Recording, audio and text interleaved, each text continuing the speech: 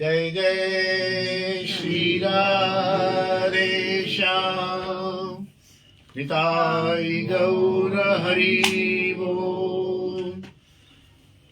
धीर समीर बिहारी की जय, गिरिराज महाराज की जय, वृंदारानी तुलसी महारानी की जय, ब्रजरज रानी की जय, यमुना रस रानी की जय, हमारे गुरु स्थान श्रृंगार वट की जय, श्रीमन नित्यानंद महाप्रभु की जय, यहाँ विराजमान शालिग्राम प्रभु की जय, समस्त वैष्णव वृंद की जय, अपने अपने गुरुदेव महाराज की जय। जय जय श्री राधे श्याम, सप्त देवालय की जय। अनेक दिनों से, हाँ ठीक है, बढ़िया, अनेक दिनों से दैनिक सत्संग का यह क्रम चल रहा है। शाम को ठीक 6 बजे हम लोग प्रारंभ करते हैं। आप वैष्णव लोग भी पधारते हैं। आज हमारा सौभाग्य है कि बंबई से हमारे मित्र भाई बिटिया सब लोग पधारे हैं। हम उनका स्वागत करते हैं, अभिनंदन करते हैं। पूरा देसाई परिवार यहाँ आए हैं। और वैसे तो ये बता रहे हैं कि सुनते थे, लेकिन बोले आज हम आपको लाइव देखेंगे। स्वागत है आपका और अच्छा लगेगा, क्योंकि श्रोता सामने होते हैं, जब आंख से आंख मिलती है तो भाव कुछ अच्छे निकल के आते हैं। प्रतिदिन भी श्रोता पधारते हैं। 1-2 दिन ऐसा हो जाता है कि नहीं भी होते हैं, तो हम लाइव जरूर करते हैं, जिससे फेसबुक पर अनेक लोग 1-2 दिन तक इनको देखते रहते हैं और सत्संग का लाभ उनको भी मिलता है। और सबसे ज्यादा लाभ तो मुझे मिलता है कि मैं यहाँ अध्ययन करता हूँ और उन भावों में खोने की कोशिश करता हूँ। तो खूब आनंद से ये चल रहा है, अबाध गति से चल रहा है। आजकल हम क्रमशः रूप में पूज्य श्री तीन कोड़ी बाबा महाराज का चरित्र कह रहे हैं। तीन कोड़ी बाबा महाराज का तो आज क्योंकि नित्यानंद जयंती है, बीच बीच में जब जयंती, आविर्भाव, तिरुभाव तिथि आती है तो हम उनका भी स्मरण करके प्रणाम कर लेते हैं, आविर्भाव तिरुभाव तिथि को। तो आज पूज्यपाद श्री बलराम जी के अवतार, बलराम स्वरूप स्वयं ही संकर्षण स्वरूप श्री नित्यानंद प्रभु की जयंती तिथि है। आज इस उपलक्ष्य में सौभाग्य भी मिला अपने गुरु स्थान श्री श्रृंगारवट जाने का। वहां उनके अभिषेक का भी दर्शन प्राप्त हुआ, प्रसादी माला भी प्राप्त हुई। ये प्रसादी माला है। और भी खूब आनंद हुआ। अभी वहां से लौटा हूं, तो अपने इस क्रम को आज शुरू करते हैं। नित्यानंद प्रभुपाद का यहाँ ब्रज के संत नामक ये पुस्तक है। इसमें विशाल चरित्र है और भी विशाल चरित्र निताई चांद नामक एक ग्रंथ है, उसमें है। तो ग्रंथ तो फिर बहुत बड़ा हो जाएगा, और ये भी यदि इसको मैं पाठ करूंगा तो कम से कम 3 दिन में शेष होगा।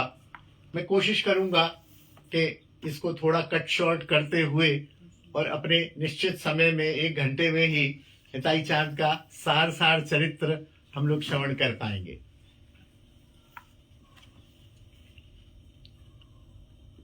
इनके तत्व के बारे में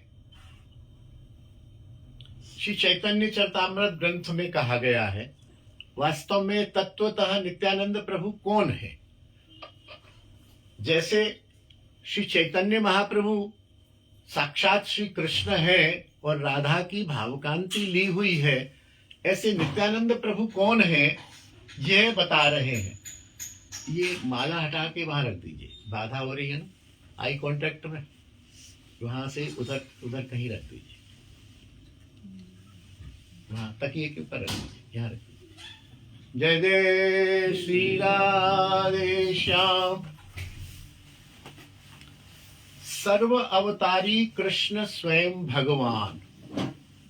सब अवतारों के अवतार कृष्ण जो हैं वो स्वयं भगवान हैं। यद्यपि प्रचलित रूप में कहीं कहीं कृष्ण को भी विष्णु का अवतार कह दिया गया है कहीं कहीं, लेकिन जैसे जैसे हम अंदर घुसेंगे तो कृष्ण ही सर्व अवतारों के अवतारी हैं और स्वयं भगवान है। कृष्णस्तु भगवान स्वयं। भागवत में भी कहा गया, एते च अंश कला पुंसः कृष्णस्तु भगवान स्वयं। कृष्ण स्वयं भगवान है। और जो 24 अवतार गिनाए गए, एते च अंश कला पुंस, ये कोई कोई अंश है, कोई कोई कला है। कला कहते हैं अंश के अंश को। तो ये सब अंश है, कला है, लेकिन कृष्णस्तु भगवान स्वयं साफ साफ श्रीमद् भागवत में लिखा हुआ है। फिर भी ये एक भ्रम है जो भागवत के टच में नहीं है, जो भागवत की बजाय पौराणिक अध्ययन अधिक करते हैं, क्योंकि 18 पुराणों के बाद में श्रीमद् भागवत की रचना हुई। 18 पुराणों में व्यास जी को शांति नहीं मिली, तो 18 पुराणों की रचना के बाद श्रीमद् भागवत की रचना हुई। तो जैसे न्याय का विषय होता है कि कोर्ट में बहस चल रही है, पेशी पर पेशी हो रही है, कभी कभी उसने जज ने कह दिया कि अपराधी ये बंद कर दो, फिर 2 महीने बाद कर नहीं ये निरपराधी है इसको छोड़ दो, कभी कुछ कर दिया। अंतिम निर्णय क्या है? अंतिम निर्णय यह है कि इसको बरी कर दिया जाए, तो अंतिम निर्णय माना जाएगा ना। तो अंतिम निर्णय 18वां पुराण है श्रीमद् भागवत।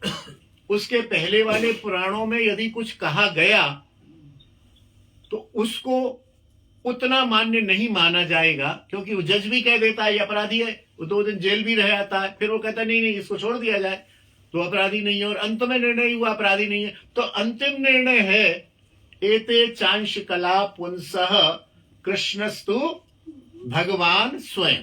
तो कृष्ण ही सर्वावतारी हैं और स्वयं भगवान है। सर्व अवतारी कृष्ण स्वयं भगवान, ताहार द्वितीय देह श्री बलराम। उनका ही दूसरा शरीर, दूसरा देह श्री बलराम है। एक ही स्वरूप दुई भिन्न मात्र का। स्वरूपतः दोनों एक ही हैं, लेकिन उनका शरीर अलग अलग है। जैसे कहते हैं ना, एक प्राण दो देह, तो उनका शरीर 2 है। कृष्ण अलग, कृष्ण का शरीर अलग, बलराम का शरीर अलग, तत्वतः वे एक ही हैं। आद्य कायव्यू कृष्ण लीलार सहाय। कृष्ण लीला की सहायता के लिए सबसे पहले कायव्यू है। सबसे पहले कायव्यू कहते हैं बिल्कुल स्वयं, स्वयं ही। जैसे एक तो होती है फोटोकॉपी और एक होती है ओरिजिनल। जैसे आप क्षमा करेंगे, जब मृत्यु होती है किसी की तो डेथ सर्टिफिकेट मिलता है, और डेथ सर्टिफिकेट ओरिजिनल में ही मान्य होता है। तो जब हम डेथ सर्टिफिकेट के लिए अप्लाई करते हैं तो वो ऑफिसर पूछता है आपको कितना कॉपी चाहिए। जनरली तो है कि 1 कॉपी दे दो, हम उसका फोटोकॉपी कर लेंगे, लेकिन डेथ सर्टिफिकेट की फोटोकॉपी नहीं चलती है। तो उससे हम बोलते हैं भाई हमारा उनका वहां भी अकाउंट है, LIC भी है, ये भी है, वो भी है, मकान भी है, जो हम उससे कहते हैं 10 कॉपी दो। तो वो 10 ओरिजिनल डेथ सर्टिफिकेट देता है, तो वो 10 के 10 ओरिजिनल होते हैं। तो उसको बोलते हैं कायव्यू एक प्रकार से। हालांकि ये फिलोसॉफिक परिभाषा नहीं है, लेकिन हम आप लोगों के समझने के लिए, तो कृष्ण का कृष्ण स्वरूप ही है बलराम। आदि कायव्यू, सबसे पहले कृष्ण बलराम रूप में ही अपने आप को प्रकट करते हैं, और फिर वासुदेव, फिर प्रद्युम्न और अनिरुद्ध। ये प्रथम कायव्यू है। प्रथम कायव्यू है चारों। सही कृष्ण नवद्वीपे श्री चैतन्य चंद्र। वो जो कृष्ण है वो नवद्वीप में चैतन्य चंद्र के रूप में अवतरित होते हैं। सही बलराम संगे श्री नित्यानंद। वही जो बलराम है वो यहाँ नवद्वीप में नित्यानंद रूप में प्रकट होते हैं। ये सिद्धांत रूप में एक परिचय हो गया कि निताई नित्यानंद ये है कौन? वो बाबूजी प्राय पूछते हैं ना, ये निताई कौन है? तो आज यदि वो होते तो उनको समझ आ जाता। तो नित्यानंद जो है वो बलराम के ही स्वरूप है।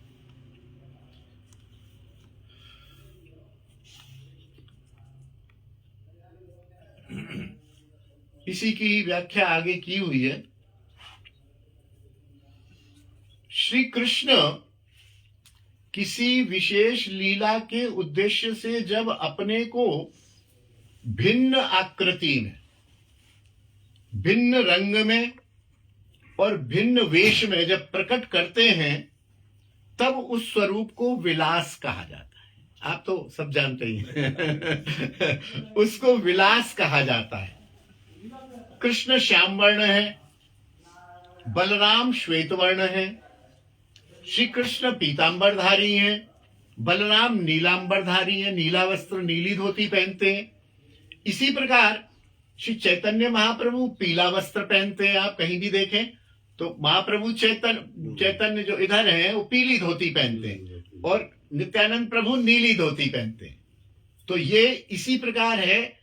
इस तरह से जब कृष्ण अपना एक पृथक स्वरूप प्रकट कर देते हैं तो उसे कृष्ण का विलास स्वरूप कहा जाता है। ये कृष्ण का विलास स्वरूप है, बलराम है और चैतन्य के अभिन्न है नित्यानंद जो है।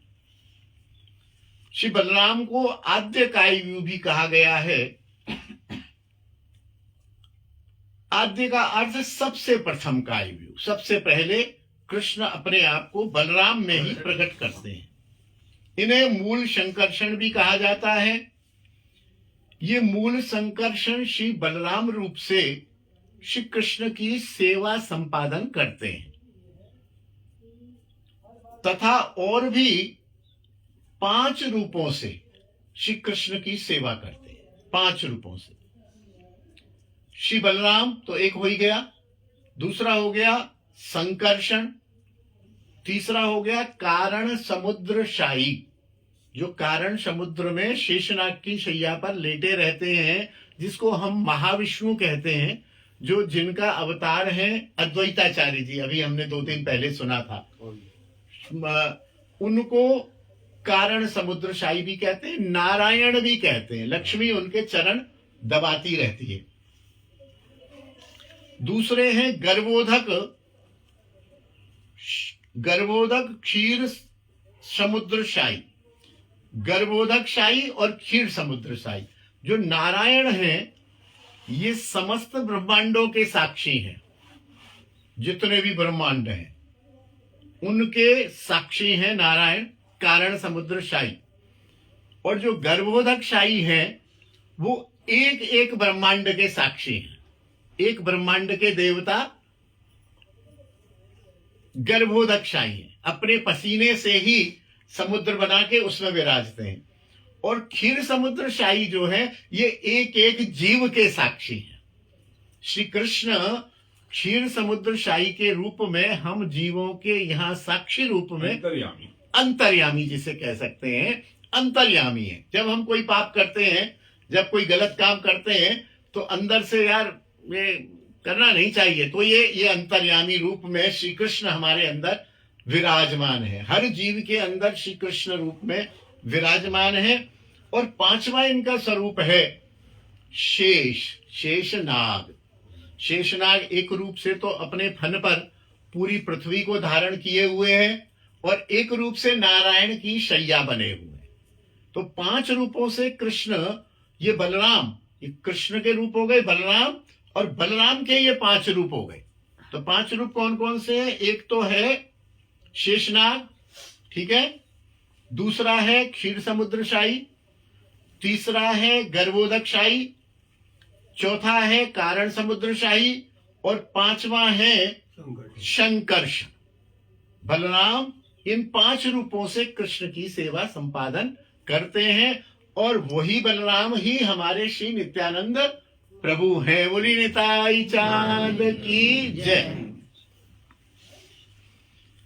जब नवद्वीप में कृष्ण चैतन्य चंद्र महाप्रभु के रूप में उत्पन्न होते हैं, प्रकट होते हैं, तो बलराम भी नित्यानंद प्रभु के रूप में प्रकट होते हैं। नित्यानंद, निताई चांद, चैतन्य देव दोनों अभिन्न हैं। जो बलराम है वही नित्यानंद है। श्री वृंदावन दास ठाकुर ने चैतन्य भागवत में कहा है कि मैं अपने इष्ट देव, उनके इष्ट हैं नित्यानंद प्रभु, और दीक्षा गुरु, वृंदावन दास ठाकुर के दीक्षा गुरु नित्यानंद प्रभु हैं, चरणों में नमस्कार करता हूं, क्योंकि उनकी कृपा से ही कृष्ण चैतन्य देव के नाम गुण गान की स्फूर्ति होती है। मन करता है कि हम बलराम की, नित्यानंद प्रभु की कृपा हो जाए तभी हम कृष्ण चैतन्य का गुणगान लीला चिंतन करते हैं। उनकी वंदना एवं कृपा प्राप्ति से ही यह संभव है, क्योंकि उनके शेष रूप में हजारों मुख हैं, शेष के रूप में हजारों रूप हैं। श्री कृष्ण नाम गुण कीर्ति के भंडार हैं। वही निताई चांद अनंत देव के रूप में श्री कृष्ण चैतन्य देव के नाम गुण लीलाओं का नित्य नवीन गान करते हैं। निताई चांद के कृपा के बिना श्री कृष्ण नाम रूप गुणगान रूप महारत्न की प्राप्ति नहीं हो सकती। श्री वृंदावन ठाकुर ने यह भी कहा है, जो श्री निताई चांद का गुणानुवाद करते हैं, जो उनकी शरण ग्रहण करते हैं, उन पर श्री महादेव पार्वती भी अति प्रसन्न हो जाते हैं। क्यों? क्योंकि बलराम संकर्षण श्री महेश पार्वती के इष्ट देव हैं। शिव जी के और पार्वती के इष्ट देव हैं बलराम अथवा नित्यानंद। श्रीमद् भागवत में 5वें स्कंध के 17वें अध्याय का पहला श्लोक में ऐसा वर्णन है। अब उनका थोड़ा परिचय देते हैं। आपका शांडिल्य गोत्र में जन्म हुआ, नित्यानंद प्रभु का शांडिल्य गोत्र।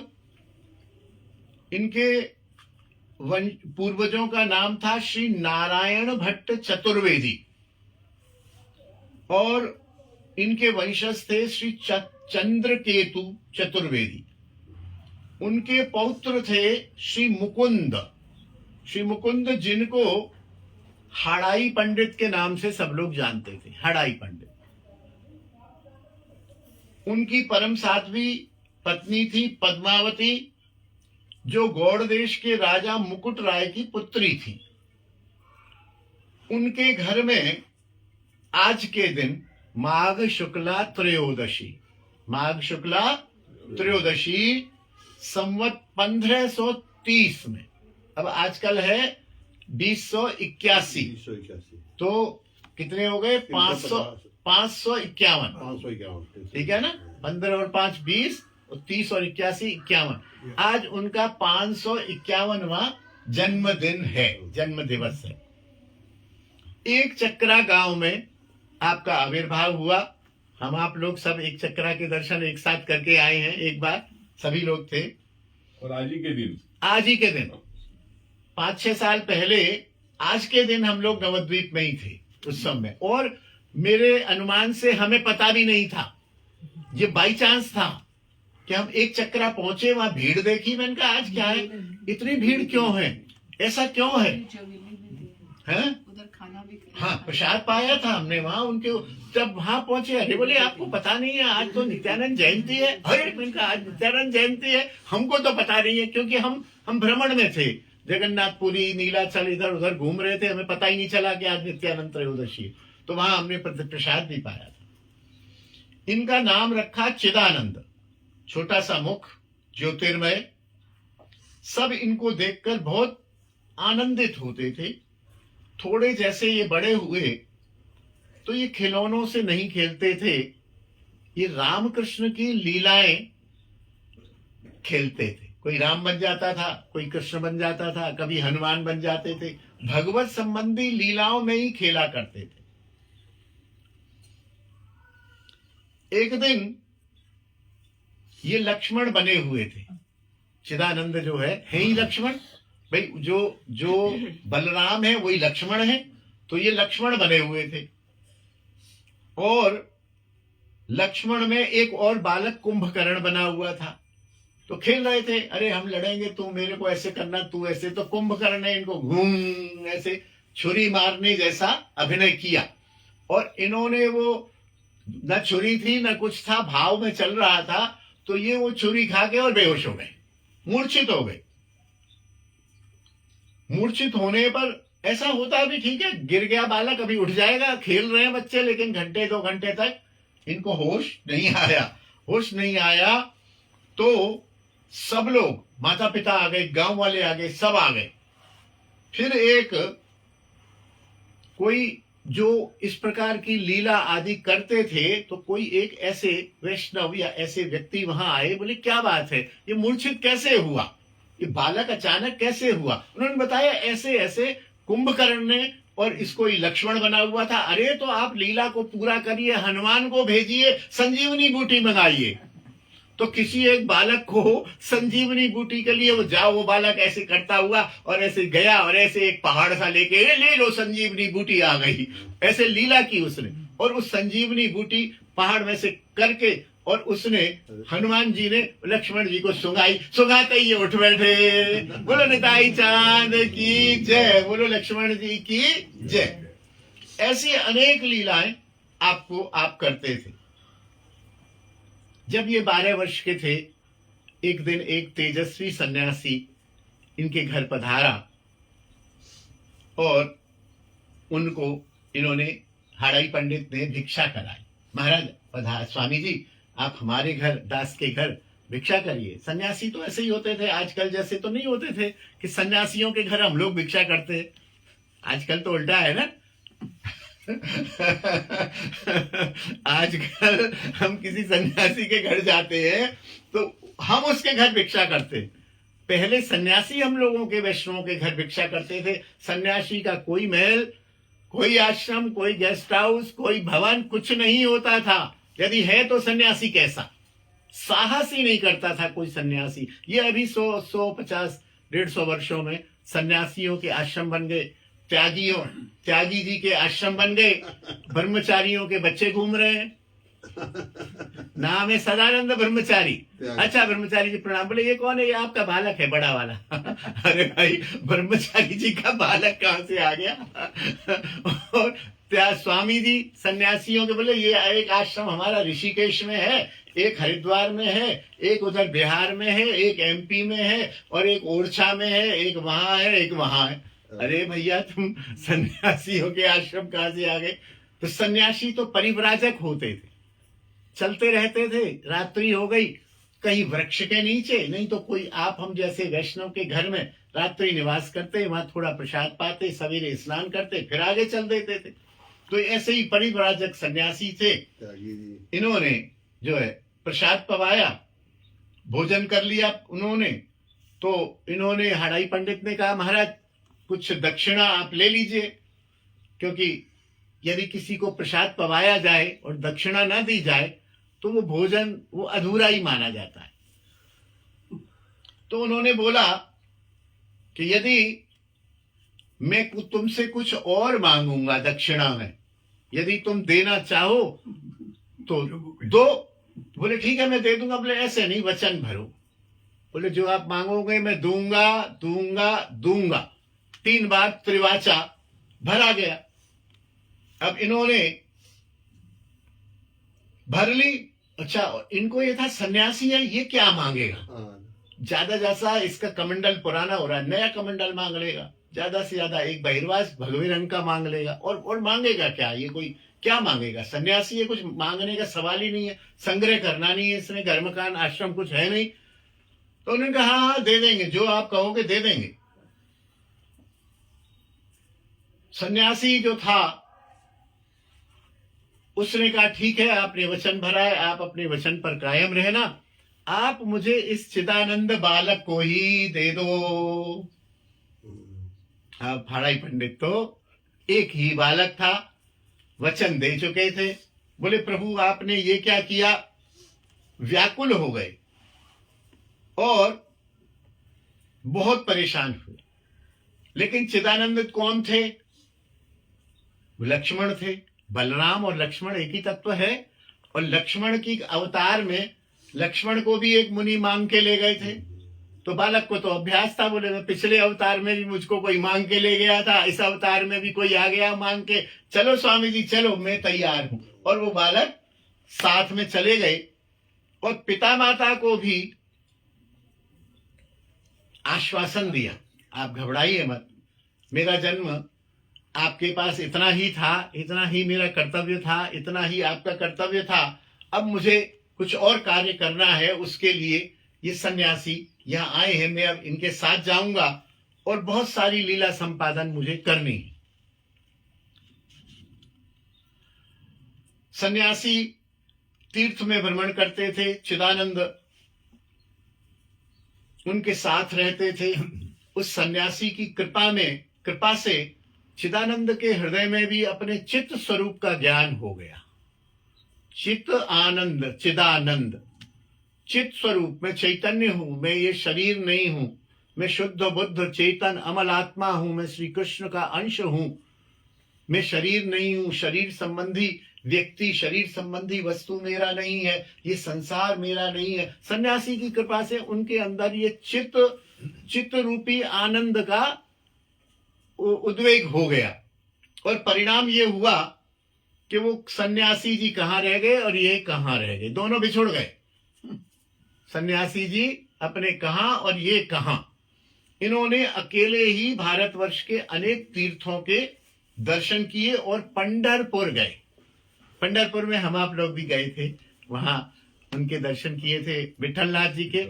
और आपको स्मरण हो तो जहां नित्यानंद प्रभु जिस कक्ष में रुके थे वहां भी गए थे, हम लोग पंढरपुर में दर्शन किए थे। पंढरपुर में श्रीपाद लक्ष्मीपति पुरी रहते थे। उनको स्वप्न में अपने बलराम स्वरूप का दर्शन दिया। लक्ष्मीपति को मैं बलराम हूं और मैं यहां आया हूं। लक्ष्मीपति पुरी से इनका मिलन हुआ और लक्ष्मीपति पुरी से इन्होंने दीक्षा ली और वेश लिया, सन्यासी वेश लिया और दीक्षा ली। और उनसे निवेदन किया कि आप, बोले प्रभु आप तो बलराम हो साक्षात, आपने तो दर्शन दिया है मुझे। बोले वो अंदर की बात है, वो अंदर की बात तेरे को बता दी जिससे तू मेरे को दीक्षा के लिए विचार करे या मना करो, इसलिए मैंने बता दी। ये नर लीला में मुझे गुरु धारण करना है और आप हर अवतार में मेरे गुरु बनते आए हो, तो इस अवतार में भी आपको मुझे दीक्षा देनी है और वेश देना है, सन्यास धर्म का वेश दो। तो उन्होंने तुरंत इनको वेश दे दिया और इनका नाम बदल दिया। बोले अब तक तो तुम चिद आनंद थे, अब तुम नित्य आनंद हो, नित्यानंद। बोलिए नित्यानंद प्रभु की जय। दीक्षा लेकर आप मथुरा में आए। मथुरा में आने के बाद वृंदावन में आकर आप उन्मत्त से हो गए। अपनी लीला स्थली पूर्व युग की थे तो बलराम, अब कलयुग में आए थे। कलयुग से पहले द्वापर में बलराम थे और द्वापर की लीला स्थलियों को देखते थे तो बड़ा विह्वल होते थे और कहते थे हा भैया, हा कृष्ण, हा कन्हैया, हे कृष्ण, अरे कन्हैया तुम कहाँ हो, मेरे को अकेला कैसे छोड़ गए, मेरे को तो कभी तुमने ब्रजलीला में अकेला नहीं छोड़ा। हम साथ साथ गाय चराते थे, हम साथ साथ खेलते थे, हम साथ साथ क्रीड़ा करते थे, हम यमुना में नहाते थे, हे कन्हैया तुम कहाँ चले गए। ब्रजरज में धूली धूसरित होकर अनेक दिन तक ब्रज में घूमते रहे। फिर इनको अंदर से ऐसा आभास हुआ कि कृष्ण कलयुग में प्रकट हो चुके हैं। कहां हो चुके हैं ये भी आभास हुआ कि नवद्वीप नामक नगर में कृष्ण प्रकट हो चुके हैं। मुझे वहीं चलना चाहिए, मेरा कन्हैया मुझे वहीं बुला रहा है। ये नवद्वीप पहुंच गए। नवद्वीप पहुंच के इन्होंने फिर वहां पता नहीं किया कि चैतन्य महाप्रभु कहाँ रुक रहे हैं, कहाँ रह रहे हैं। और किसी के घर में संभवतः नंदनाचार्य। नंदनाचार्य जी के घर में, है ना, नंदनाचार्य जी के घर में छुपकर बैठ गए। और ये था कि अरे कुछ भी हो, ठीक है, मैं हूं तो बड़ा भाई, पहले भी बड़ा भाई था, अब भी मैं बलराम हूं, कृष्ण का बड़ा भाई हूं, अब मैं नवद्वीप तक तो आ गया हूं, यदि वो मेरा छोटा भाई है तो अब वो पता लगाए और मुझे यहां से आदर सहित लेके जाए अपने घर। तो ये वहां बैठ गए। नंदनाचार्य जी लिखा हुआ है। छोटे भाई भी तो कृष्ण हैं, कोई साधारण पुरुष तो नहीं है, उन्हें भी पता लग गया। और गौर हरि भी अपने बड़े भाई से मिलने के लिए व्याकुल थे। और बिना बलराम के तत्व के, बिना लक्ष्मण के, जैसे राम नहीं चल पाते हैं, बिना बलराम के कृष्ण नहीं चल पाते हैं, बिना नित्यानंद के चैतन्य भी नहीं चल पाते हैं, तो वो जान गए कि नंदनाचार्य के घर मेरे भाई, बड़े भाई आ गए हैं। पहले तो उन्होंने अपने कुछ वैष्णवों से कहा, भाई देखो एक अवधूत आए हैं कोई बाहर से, उनको आप लेके आओ, उनका नाम है नित्यानंद। तो कुछ वैष्णव गए अब नवद्वीप में, अरे कहाँ आए, अरे बोले देखो तुम पता लगाओ। पता लगाया, बोले नहीं, कोई पता नहीं लग रहा है, कहीं नहीं मिले हैं। बोले ठीक है मैं चलता हूं, चलो। हरिनाम कीर्तन करते हुए 10-20 अपने वैष्णवों को साथ लेकर और नंदनाचार्य के द्वार पर जोर जोर से कीर्तन किया और श्रीवास को बुलाया, श्रीवास सुनो, देखो मेरा भाई यहीं छुपा हुआ है अंदर, जोर जोर से कीर्तन करो, मैं देखता हूं हमारे कीर्तन को सुनकर वो कब तक छुपा रह सकता है।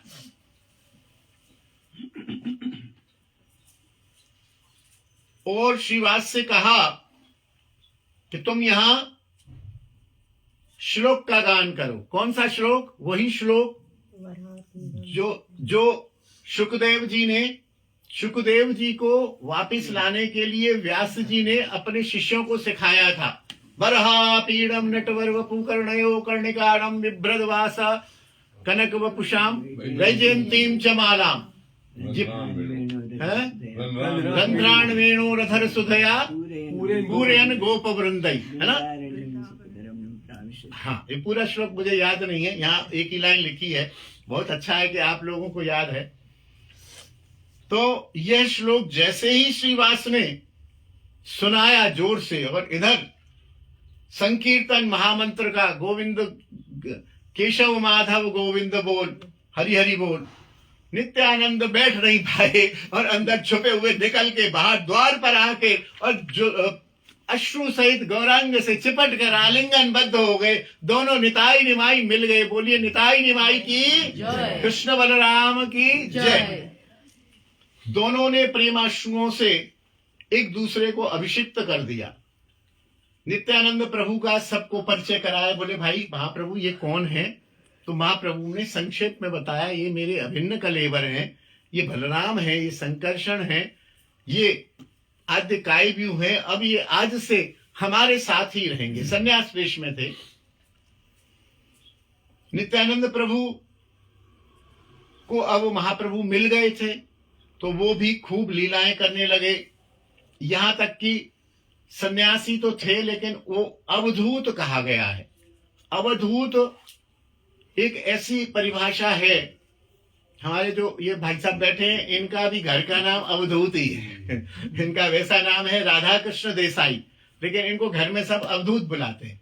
तो अवधूत का अर्थ है जो बाह्य ज्ञान से शून्य हो।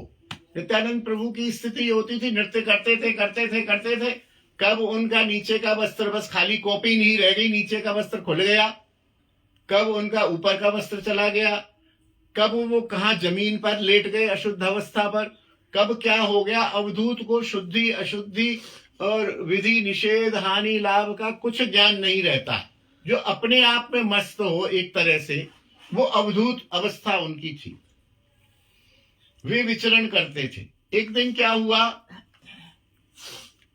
श्रीवास ने क्योंकि श्लोक सुनाया था, तो महाप्रभु जी ने कहा नित्यानंद आज से तुम श्रीवास के घर ही रहोगे। श्रीवास बुजुर्ग थे, नित्यानंद से आयु में बड़े थे। उनकी पत्नी थी मालिनी देवी।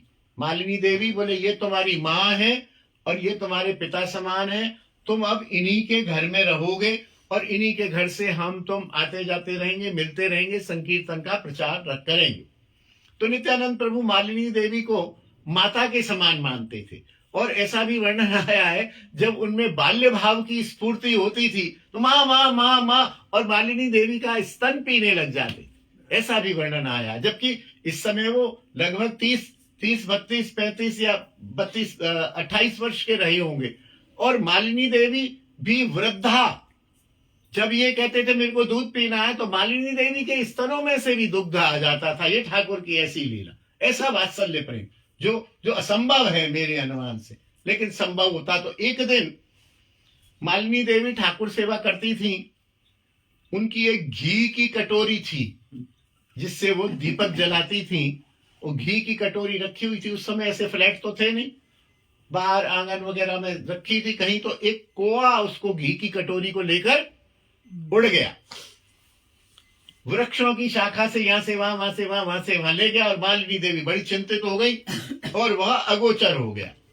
अरे मेरी कटोरी, मेरी कटोरी, मेरी कटोरी, अरे अरे प्रभु श्रीवास प्रभु मेरी कटोरी, अरे निताई मेरी कटोरी, मेरी कटोरी, हल्ला हो गया। निताई ने कहा माँ क्या बात है, क्या बात है, कौन सी कटोरी, क्या कटोरी? अरे बोले मेरी ठाकुर सेवा की घी से भरी हुई कटोरी एक कौवा ले गया है। तो माँ चिंता क्यों करती हो, मैं हूं ना, हम हैं ना, क्या परेशानी है, मैं कटोरी ला जाऊं। अरे बोले ये वैसे ही अवधूत है, कहां से कटोरी लाएगा, कौवा तो ले गया, जाने कहां ले गया, दिख भी नहीं रहा है, किधर गया कौवा, किधर गया? बोले इधर गया। बोले ठीक है, इधर की तरफ देखा और बोले भैया भैया कौवा तू कहां है, हमारी माँ की कटोरी क्यों ले गया? कौवा माँ की कटोरी क्यों ले गया, माँ की कटोरी लेके आ, माँ की कटोरी लेके आ। 2-3 बार कहना था कि वह कौवा उस कटोरी को लेके आया और ऊपर से जहां नित्यानंद प्रभु थे उनके पास में कटोरी को थोड़ी ऊपर से गिरा दिया, सुरक्षित पूरा का पूरा घी। माता मालिनी कटोरी पाकर अति प्रसन्न हो गई और इनकी स्तुति करने लगी और मन में सोचा कि हमने कृष्ण का सुना था कि कृष्ण अपनी गुरु माता का मृतक पुत्र यमलोक से लाया था, ऐसे ही मैं तो समझती हूं कि ये मेरी कटोरी को यमलोक से लेके आ गया, कहीं इसके मिलने की कोई संभावना नहीं थी। एक दिन फिर महाप्रभु ने नित्यानंद प्रभु से कहा प्रभु आप आए हो, हरिनाम का प्रचार करो, जीवों का कल्याण करो, मैं भी हूं आप भी हैं। तो बोले क्या करो? बोले तुम घर घर जाओ और भिक्षा मांगो। तो बोले भिक्षा प्रभु क्या जरूरत है, शिवास के घर में तो लक्ष्मी वास करती है, आपके घर में भी लक्ष्मी वास करती है, हमारे घर तो धन धान्य खूब है, भिक्षा क्यों? बोले नहीं नहीं, आटा चून दाल रोटी की भिक्षा नहीं, हरि नाम की भिक्षा मांगो। बोले वो कैसी होती है, हमने तो सुनी नहीं अभी तक। बोले मैं बताता हूं, जाओ दरवाजे को खटखटाए और वहां पर हरि बोल हरे कृष्ण भगवान का नाम लो और उससे को भैया तू भी हमारे साथ बोल, 2 मिनट तू भी बोल, हरे कृष्ण कृष्ण कृष्ण हरे हरे, हरे राम राम राम हरे हरे। वो यदि 2-4 बार बोले उसको प्रणाम करो, फिर अगले घर पे जाओ, उससे को भैया हरि नाम की भिक्षा दो। लोग ये जाते तो वहां से लोग कोई आटा लेके आता, कोई चूल लेके आता, कोई चीनी लेके आता, कोई घी लेके आता। बोले ना ना ना ये नहीं चाहिए। तो सब लोगों को भी आश्चर्य हो गया कि भाई ये कैसे बाबा जी है, ये कैसा सन्यासी है कि भिक्षा लेता नहीं है और कहता हरि बोलो हरि बोलो हरि बोलो। और कृष्ण भजन की शिक्षा दो। निताई चांद बोले प्रभु अकेला जाऊंगा? बोले नहीं नहीं, ये जो हरिदास है नामाचार्य हरिदास, यवन हरिदास, तुम इसको अपने साथ लेकर जाओ और भिक्षा करो, कृपा भाव करो। आज पहला दिन था, हरिदास और नित्यानंद प्रभु पूरे नगर में गए और 10-20 घरों में गए और सबसे कहा भैया हमको हरि नाम की भिक्षा दो, हमको हरि भाई हरि नाम की भिक्षा दो। लोग कहते थे अरे भाई ना चावल लेते हैं न आटा लेते हैं, और बार बार कहते हैं कृष्ण बोलो, हे प्रभु हे भैया कृष्ण बोलो, प्रेम से श्री कृष्ण बोलो। कृष्ण वो है ना यादवाय, कृष्ण यादवाय गोपाल गोपाल गोविंद राम श्री मधुसूदना यादवाय नमः। कृष्ण गोविंदाय नमः। गोविंदाय, ऐसा कुछ है। गोपाल गोविंद राम श्री मधुसूदना, ये बोलते बोले कृष्ण बोलो भैया, कृष्ण बोलो, हरे कृष्ण बोलो, हरे कृष्ण बोलो। लोग बोल देते हैं, उन्होंने कहा चलो ये तो अच्छे अच्छे भिखारी हैं जो कृष्ण बोलते हैं, जाते हैं, आटा चावल भी नहीं ले जाते। और एक पूरे नवद्वीप शहर में एक मजा सा भी बन गया। बोले वो हमारे यहाँ भी आए थे आज दो, एक बाबा जी था, एक सन्यासी था। बोले क्या कह रहे थे? बोले कृष्ण बोलो। हमने 10-20 बार कृष्ण बोला, हमको राधेश्याम करके चले गए। बोले आटा? बोले हमसे भी नहीं ले गए थे आटा। हम चीनी ले गए? बोले नहीं, चीनी भी नहीं ले गए। बोले क्या ले गए? बोले नाम ले गए, नाम दे गए, नाम ले गए। और वो नाम बोलते थे तो उस अपनी शक्ति से उन जीवों में कृष्ण नाम के प्रति प्रेम का संचार कर देते थे। कोई कोई तो कहते हाँ बाबा हम रोज कृष्ण भजन करते थे। कोई कोई कहते थे हरि हरे नमः। कोई कोई कहते थे शायद ये दोनों पागल हो गए। फिर ये अंदर ही अंदर कहते थे कि वास्तव में तो ये जगत के जीव पागल हैं, जो माया में फंसे हुए हैं और हमें पागल कह रहे हैं। एक बार यहां मुझे ध्यान आ गया कि एक बाबा के पास एक हम जैसा कोई व्यक्ति गया। बोले बाबा आप कृपा करो, आप तो बहुत बड़े त्यागी हो। बोले अच्छा, आप बहुत बड़े त्यागी हो, आप वैरागी हो, आप वीतरागी हो, आप हम पर कृपा करो कि हम भी भजन में लगे। तो बाबा बोले देखो मैं बड़ा त्यागी नहीं हूं, तुम बड़े त्यागी हो। बोले मैंने तो एक छोटे से तुच्छ नश्वर संसार को त्याग किया है, जिसको त्याग होना ही है। न स्त्री ने साथ रहना है, न पुत्र ने रहना है, न धन ने रहना है, न संपत्ति ने रहना है। इनका त्याग तो होना ही है। यदि मैंने इसको त्याग कर दिया तो मैं त्यागी नहीं हूं। तो बोले फिर? बोले त्यागी तो तुम हो। बोले मैं?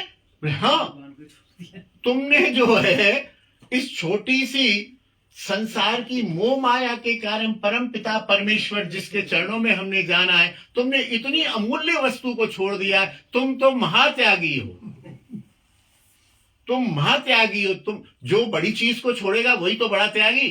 मैंने तो 100 रुपए छोड़े तो मैं 100 रुपए का, तुमने तो उस अपूर्व वस्तु, उस राधा रानी को, उस श्याम सुंदर को, उस भगवान को छोड़ दिया। तो महात्यागी तुम हो। वो प्रभु, वो जो सेठ जी गए थे उनके चरणों में पड़ गए। और इसकी बाबा की इतनी वाणी से उन पर कृपा हो गई और उन्होंने संसार को त्याग करके वो भी बाबा के साथ भजन में लग गए। तो निताई चांद कहते कि देखो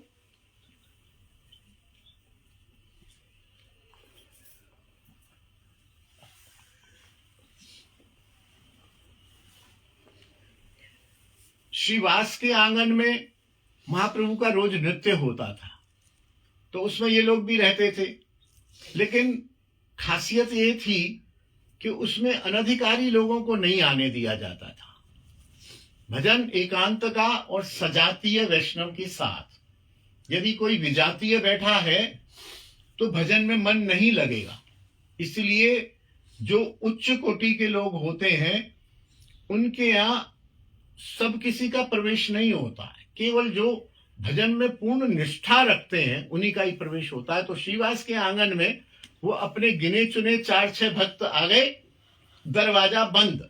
और जो विरोधी होते थे, जो आलोचना करने वाले होते थे, वो देखते थे कि कभी हमें जाने दें तो हम बताएं क्या कीर्तन करते हैं, पता नहीं है भांग खा के नाचते हैं, जाने शराब पीते हैं, जाने क्या करते हैं। उल्टा सोचने वाला तो उल्टा ही सोचता है।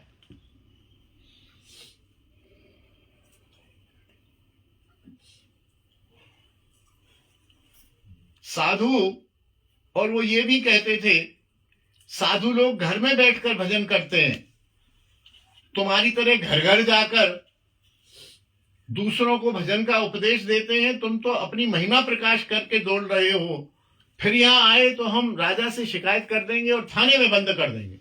ऐसी भी धमकी लोग देते थे। कभी कभी निताई चांद हंसते थे, पता नहीं प्रभु ने हमें किस काम में लगा दिया है। निताई चांद और हरिदास अपने प्रभु गौरांग की आज्ञा का बल पाकर सब जगह निर्भय होकर विचरण करते थे और घर घर जाकर प्रभु की आज्ञा का प्रकाश करते और सायंकाल लौटकर महाप्रभु को सारा वृत्तांत सुनाते थे। क्या हुआ भाई हरिदास, आज क्या हुआ, किसके घर गए थे, आज इसके घर गए, आज इसके घर गए। एक दिन ऐसी जगह चले गए, जगाई मधाई, बहुत बड़ा है, मैं संक्षेप में निवेदन कर देता हूं क्योंकि समय भी हो रहा है। एक जगह चले गए तो दो युवक थे, शराब पी रहे थे, दोनों के दोनों। दूर से ये जाने लगे उधर, तो लोगों ने रोका कि इनकी तरफ मत जाओ। क्यों नहीं जाओ? कि ये बहुत दुराचारी हैं, ये ब्राह्मण बालक हैं, धन के मद में अंधे हो गए हैं, शराब पीते हैं, गुंडागर्दी करते हैं, किसी को भी मारते हैं, किसी को भी पीटते हैं, राजा भी इससे भय खाता है। तुम कहाँ जा रहे हो भैया, आगे जाओ। तो हरिदास तो एक बार आगे बढ़ने लगे।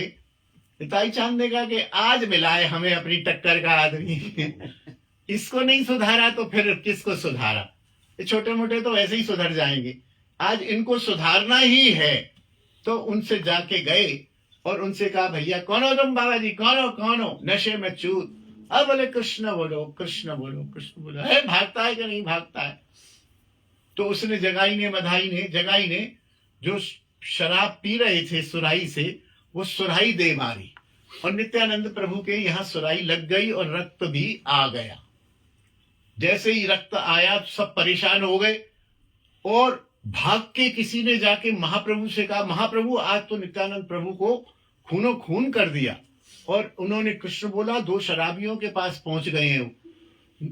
भगवान चैतन्य को अपने कृष्ण स्वरूप का ध्यान आ गया, वो तुरंत ही अब अदृश्य रूप से वहां आ गए और चक्र चक्र चक्र चक्र चक्र चक्र बोलने लगे कि जिस दुष्ट ने मेरे निताई चांद के माथे पर चोट की है, मैं उसका गला काट के अभी उसको मौत के घाट उतारता हूं। तुरंत निताई चांद ने कहा, ना प्रभु ना ना ना ना, तुम्हारा करुणा अवतार है, ये चक्र तो तुमने द्वापर में बहुत चला लिया और आज मैंने संकल्प किया है कि इन दोनों भाइयों को मैं उद्धार करूंगा, इनसे कृष्ण नाम दिलवाऊंगा और इनको आपके परिकर में शामिल करूंगा।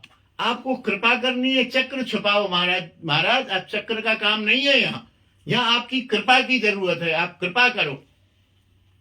तो खैर बहुत लंबा प्रसंग है। ये ब्राह्मण कुलीन ब्राह्मण के पुत्र थे और कौन सा कुकर्म था जो वो नहीं करते थे। ये जगाई मधाई दो प्रसिद्ध डाकू गो विप्र हिंसक हैं और सारा नवद्वीप यहां तक कि राजा भी इनके नाम से कांपता है। इनका वर्णन किया गया। फिर निताई चांद ने कहा, आप मुझे भिक्षा दीजिए, आपने भिक्षा के लिए भेजा है ना?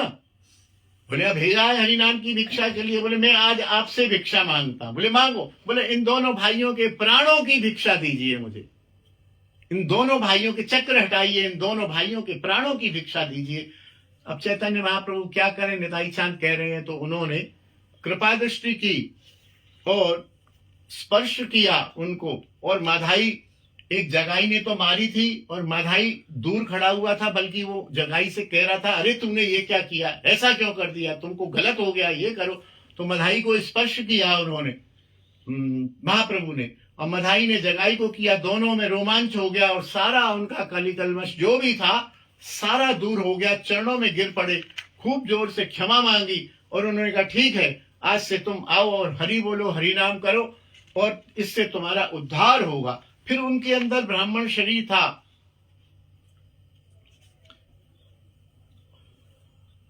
ब्राह्मण शरीर था तो उनके अंदर भक्ति का बीज तो था ही।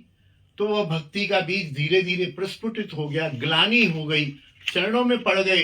दोनों महाप्रभु और नित्यानंद के चरणों में पड़ गए।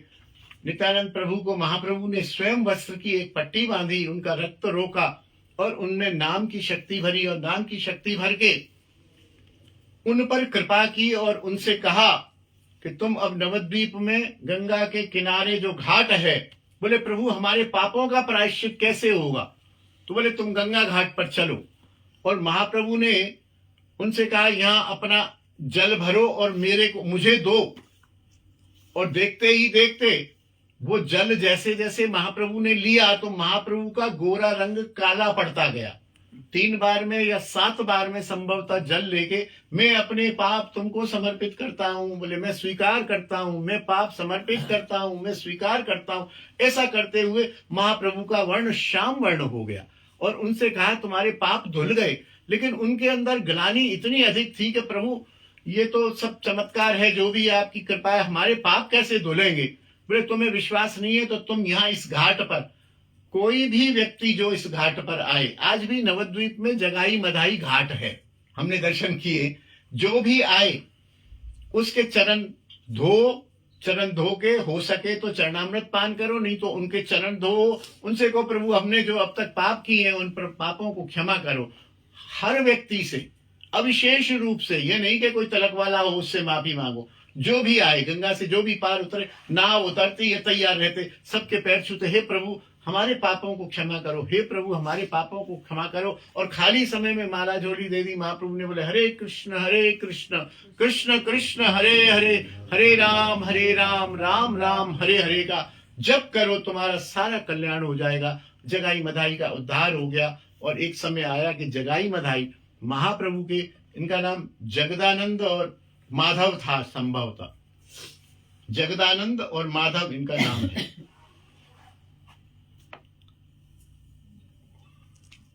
प्रभु बोले जगाई उठिया देख मोरे, प्रभु ने कहा अरे जगाई तो उठ, सत्यामी प्रेम भक्ति दान दिले तोरे, मैंने अपनी प्रेमा भक्ति का तुझे दान दे दिया। जिस प्रेमा भक्ति को पाने के लिए लोगों के 2-2 4-4 6-6 7-7 जन्म लग जाते हैं, वो मैंने तेरे को ऐसे ही दे दिया। लेकिन बहुत बड़ी चीज यदि ऐसे मिल जाए तो कभी कभी विश्वास नहीं होता है। तो महाप्रभु ने वो भी एक किया नाटक समझिए या आचरण किया कि जल भी लिया, फिर भी नहीं हुआ तो बोले तुम यहां चरण धो। तब उनको लगा कि हाँ अब हमारे पाप हो गए।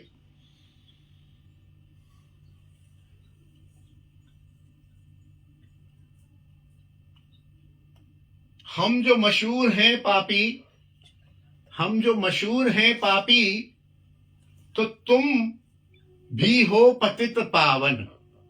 हम जो मशहूर हैं पापी तो तुम भी हो पतित पावन। तुम न होगे तो भला कौन हमारा होगा, तुम्हें हमें अपनाना ही पड़ेगा। फिर उसी लीला में एक और पिताजी का ही पद है, न मुझसे यह पूछो मैं क्या देखता हूं, न मुझसे यह पूछो मैं क्या देखता हूं, कृपा की निगाहों की राह देखता हूं। न मुझसे ये पूछो मैं क्या देखता हूं, कृपा की निगाहों की राह देखता हूं। जो पूछो झुका सिर तुम क्या देखते हो, जो पूछो सिर झुका के क्या देखते हो, किए तन में अपने गुनाह देखता हूं, किए तन में अपने गुनाह देखता हूं। मुझे शक गुजरता है इनकी निगाह पर, गुनाह जब मैं बेइंतहा देखता हूं। बोले इन्होंने कृपा तो कर दी है आपने, लेकिन मेरे गुनाह इतने हैं, मुझे शक गुजरता है, मुझे शक होता है कि आपकी कृपा से क्या मेरे सारे पाप धुल गए, धुल गए क्या। तो मुझे शक गुजरता है इनकी निगाह पर, गुनाह में जब अपने बेइंतहा देखता हूं। वजन कर रहा हूं पलड़े में दिल के, मैं अपने दिल को पलड़ा बनाकर वजन कर रहा हूं। गुनाह देखता हूं, निगाह देखता हूं। एक तरफ तो गुनाह देखता हूं, इतने सारे गुनाह मेरे, और इधर देखता हूं निगाह, क्या इन छोटी सी दृष्टि से क्या मेरे सारे पाप नष्ट हो गए। अंबारे अंबारे गुनाह देखकर श्याम अपने अपने अंबार लग गया, जैसे पहाड़, अंबार माने पहाड़, अपने गुनाहों का पहाड़ देखकर मैं बहरे करम दिल की था देखता हूं। मैं अपने दिल से पूछता हूं कि क्या सही में मेरे पाप नष्ट हो गए, क्या सही में महाप्रभु ने मुझ पर कृपा कर दी। तो ऐसा करके बिना किसी साधन भजन के परम साध्य रूप प्रेम भक्ति के सागर में इन दोनों भाइयों को ढकेल दिया। दसों दिशाओं से जय निताई चांद की, निताई चांद की, निताई चांद की ध्वनि गूंज उठी। और वहां यमराज के यहाँ चित्रगुप्त ने इनके सब खाते जला दिए, सब नष्ट भ्रष्ट कर दो, डिलीट कर दो इनकी सारी एंट्री पापों की, सब हो गई। जय जय महाप्रभु, जय विश्वंभर, जय जय नित्यानंद, जय विश्वंभर धर, जय जय निज नाम विनोद आचारक, जय नित्यानंद चैतन्य सर्व कारक, जय जय श्री जगन्नाथ मिश्र नंदन, जय जय नित्यानंद चैतन्य शरण, जय जय शशिपुत्र करुणा सिंधु, जय जय नित्यानंद चैतन्य बंधु। जब लोगों ने देखा कि ये इतने पापी और महाप्रभु ने कृपा करके इनको अपने परिकर में शामिल कर दिया, तो कुछ लोगों ने ये सोचा कि भजन करने की बजाय तो हम भी पापी बन जाएं, हम भी गुनाह करें तो हम पर भी ऐसी कृपा हो जाएगी। भजन करते करते तो जाने कितने दिन बीत गए, हम भी गुनाहगार बन जाएं तो शायद हम पर भी ऐसी कृपा हो गई।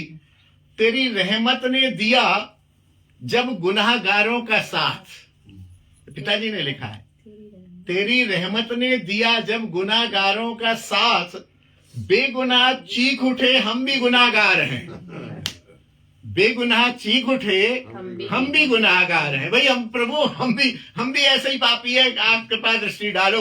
भजन करने से पता नहीं तुम मिलो न मिलो, गुनाह करने से तो तुम मिल जाते हो, ये बात पक्की हो गई। तो इस प्रकार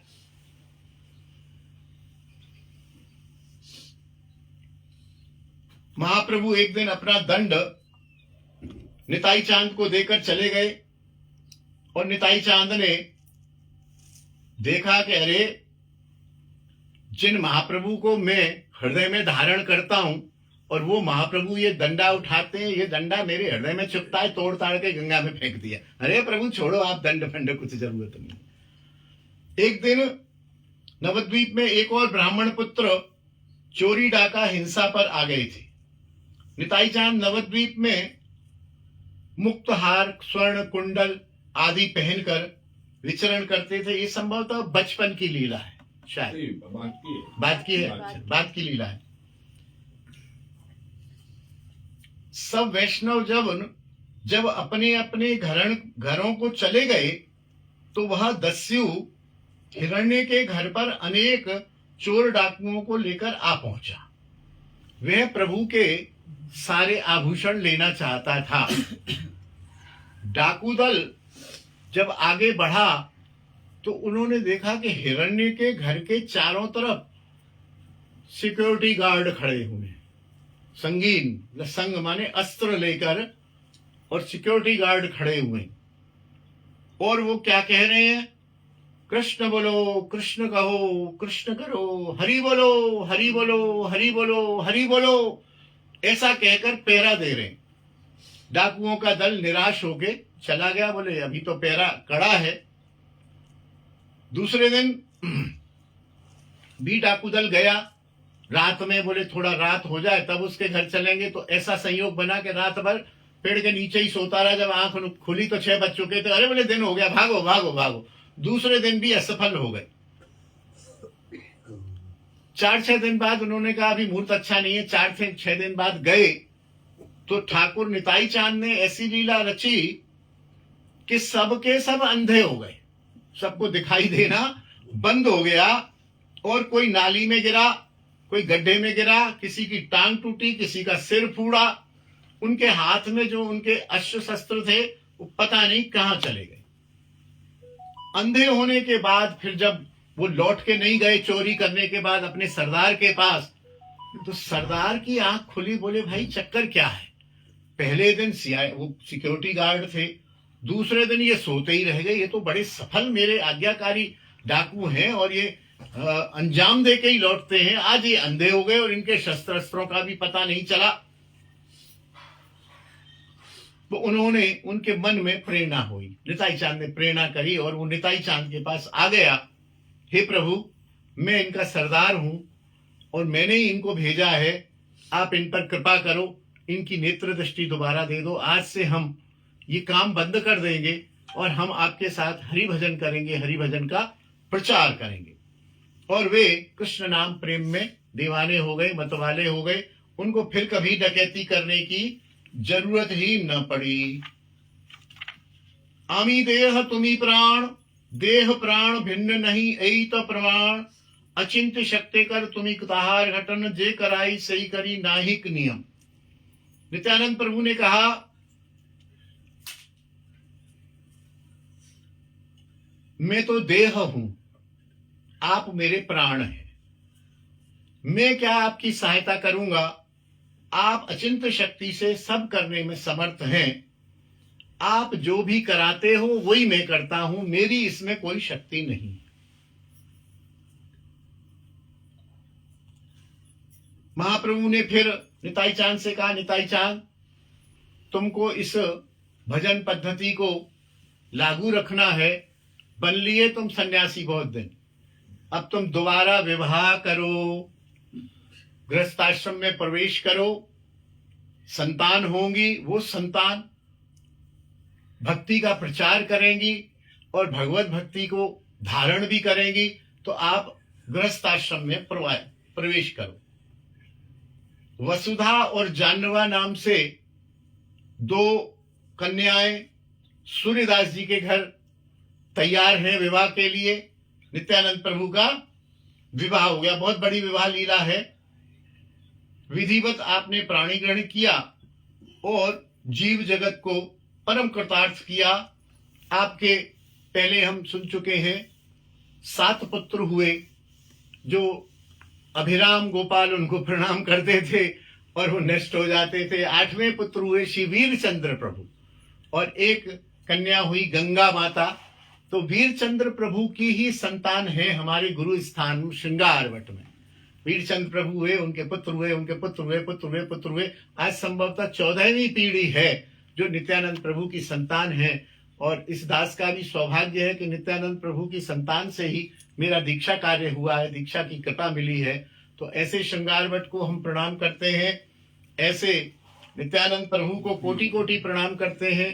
उनकी जयंती तिथि पर उनको स्मरण करते हैं कि जैसे उन्होंने जगाई मधाई जैसे पापियों पर कृपा की, उसी प्रकार मुझ पापी पर भी कृपा करें और अपना हरिनाम प्रेमा भक्ति का हमें पुरस्कार और अवदान प्रदान करें। बोले निताई चांद की जय। श्री कृष्ण चैतन्य नित्यानंद महाप्रभु की जय।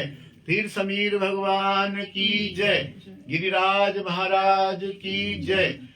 तुलसी महारानी की जय। ब्रजरज रानी की जय।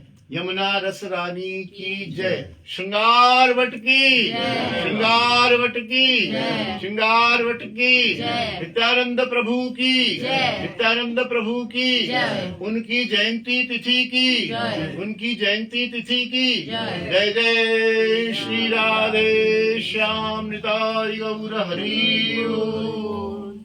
गुरुदेव महाराज की जय। आदरणीय गुरु महाराज जय। की